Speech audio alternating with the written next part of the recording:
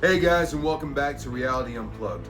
I usually try to draw a pretty good balance between informative entertainment and just a little bit of rants, but I gotta tell you, this week is not shaping up for a lighthearted approach.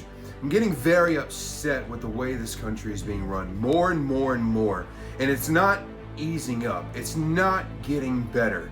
I am tired of sending people I love and people who I care about to either the morgue or to the hospital. It's really starting to weigh on me.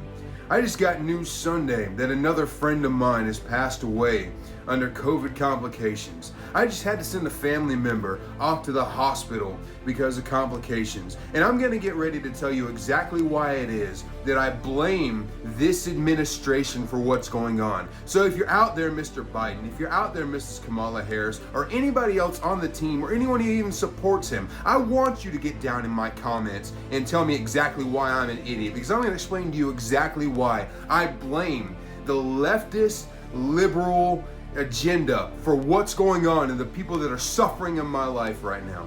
You're supposed to be the better people, Mr. Biden. You're supposed to be the more enlightened. You're the more, you're so much more educated, and you're so much more heartfelt and tender, and you just want everybody to have a good life. But for the last year, you have let the entire world slip behind on this pandemic just so you could waste time making one man look bad and making yourself look better. Instead of putting your own petty interest to the side and being able to work towards the better good of mankind, all you could think about was pointing out the things that Donald Trump had done wrong and the things his administration had mishandled. Instead of sitting there and saying, you know what, I've got something to offer. Maybe I can sit here and offer my assistance to make what this man is doing better. All you wanted to do was tear him and his followers down until you're surprised that there was an uprising. You're surprised that there was a revolt, that while the world was dying and people were watching all of their family members and their friends go through the pain and suffering of COVID-19 and racial inequality, instead of saying, let's work together and make things better because we know better and we're more enlightened and we're able to put away ourselves and think of the greater good.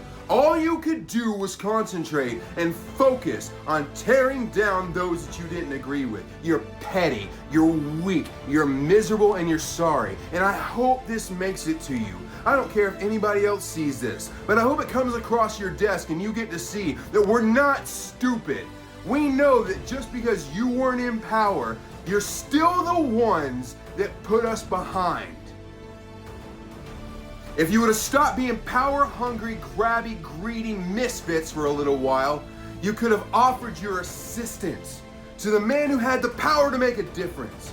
Instead, while he was trying to make a difference, even though he was making mistakes, all you wanted to do was tie his hands up to where he couldn't do a better job. And now, all of a sudden, you're in office, and you ran all this time saying if you could just get in there, you would make it better. And you want to come out with this announcement that you can't just make it better? That was your entire platform. Get it together. Prove us wrong. Show us that you're the one that's supposed to be in there. Show us that you're the one that's going to make a difference. Mr. Biden, please show us that you know better and make a difference instead of these petty, soft-handed little moves to pander to the people that you think put you in power.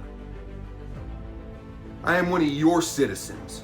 These people in the hospital are your citizens, whether they voted for you or not. You're there now. Inauguration day, you took an oath to serve and protect us. Stop serving your own agendas. Stop serving your own power grabs and your namby-pamby feel-goods. And show us that you're actually the person who is deserving of power. I read about some of your executive orders and your new policies in USA Today and how you're gonna promote fair housing policies and end the private prisons and combat xenophobia. None of that explains how you're going to do what you say you're going to do, but we won't concentrate on that right now. All you're doing is putting out feel-goods to make the people who are on your leftist liberal side think that you're doing what they asked you to do. But I want to concentrate on something real quick. Because we see here that Ohio Senator Sherrod Brown said, of course he made it a priority to fight for equity. He won the election because of African Americans. The senator applauded the moves and the plans to prioritize racial justice issues through the Banking, Housing, and the Urban Affairs Committee. He's always supported civil rights his whole career. Do you want to tell him or should I?